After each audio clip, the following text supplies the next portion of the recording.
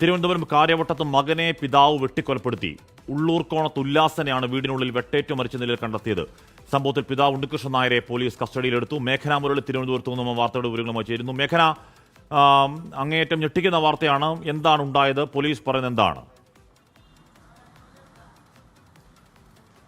ഹാഷ്മി, അല്പസമയം മുന്നെയാണ് തിരുവനന്തപുരം കാര്യവട്ടം ഉള്ളൂർക്കോണത്ത് നിന്ന് ഈ അതിക്രൂര കൊലപാതക വാർത്ത പുറത്തുവരുന്നത്. മകനെ പിതാവ് വെട്ടിക്കൊലപ്പെടുത്തുകയായിരുന്നു. മരിച്ചിരിക്കുന്നത് 35 വയസ്സുള്ള ഉല്ലാസാണ് മരിച്ചത്. അതിൽ ഇപ്പോൾ പോത്തൻകോട് പോലീസ് ഈ ഉല്ലാസിന്റെ പിതാവായിട്ടുള്ള ഉണ്ണികൃഷ്ണൻ നായരെയാണ് കസ്റ്റഡിയിലെടുത്തത്. അതിൽ ഉണ്ണികൃഷ്ണൻ നായരാണ് ഈ കൊലപാതകം ചെയ്തത് എന്നുള്ളതാണ് പോലീസ് ഇപ്പോൾ പറയുന്നത്. അതിൽ കാരണമായി പറയുന്നതും ഇവർക്ക് രണ്ടുപേർക്കും, മകനും അച്ഛനും, മദ്യപാനശീലമുണ്ടായിരുന്നു. ഈ മദ്യപിച്ച് വഴക്ക് ണ്ടക്കം ഇവിടെ പതിവായിരുന്നു. ആ കാരണത്താൽ തന്നെ ഈ ഉല്ലാസിന്റെ ഭാര്യയും അതുപോലെ തന്നെ അമ്മയും ഈ വീട്ടിൽ നിന്ന് മാറി താമസിക്കുകയായിരുന്നു. അതിനിടയിലാണ് ഈ ക്രൂര കൊലപാതകം ഉണ്ടായിട്ടുള്ളത്. അതിൽ ഈ ഉണ്ണികൃഷ്ണൻ നായർ അച്ഛൻ തന്നെയാണ് മകൻ ചോരയിൽ കുളിച്ചു കിടക്കുന്നു എന്നുള്ള കാര്യം തൊട്ടടുത്ത വീട്ടിൽ താമസിക്കുന്ന ഭാര്യയോട് പോയി പറയുകയും ചെയ്തത്. ശേഷം നാട്ടുകാരും ഈ കുടുംബാംഗങ്ങളും വന്ന് നോക്കുമ്പോഴാണ് ഈ മകൻ മരിച്ച നിലയിൽ കണ്ടെത്തുകയും ചെയ്തിട്ടുള്ളത്. ഇപ്പോൾ പോത്തൻകോട് പോലീസ് ഈ ഉണ്ണികൃഷ്ണൻ നായരെ കസ്റ്റഡിയിലെടുത്തിട്ടുണ്ട്. കൂടാതെ ഫോറൻസിക് സംഘമടക്കം എത്തി സംഭവസ്ഥലത്ത് പരിശോധന നടത്തുന്നുണ്ട്. മദ്യലഹരിയിൽ ഉണ്ടായ ഒരു കൊലപാതകം എന്ന് തന്നെയാണ് ഇപ്പോൾ പോലീസ് പ്രാഥമിക ഘട്ടത്തിൽ പറയുന്നത്. അതിൽ മകനെ അച്ഛൻ വെട്ടിക്കൊലപ്പെടുത്തി എന്നുള്ളത് തന്നെയാണ് അതിൽ ഒരു ഞെട്ടിപ്പിക്കുന്ന കാര്യമെന്ന് പറയുന്നതും. എന്തായാലും ഇപ്പോൾ ഫോറൻസിക് സംഘവും അതുപോലെ തന്നെ പോത്തൻകോട് പോലീസും സംഭവസ്ഥലത്ത് പരിശോധന നടത്തുന്നു. അച്ഛൻ ഇപ്പോൾ പോലീസിന്റെ കസ്റ്റഡിയിലുണ്ട്.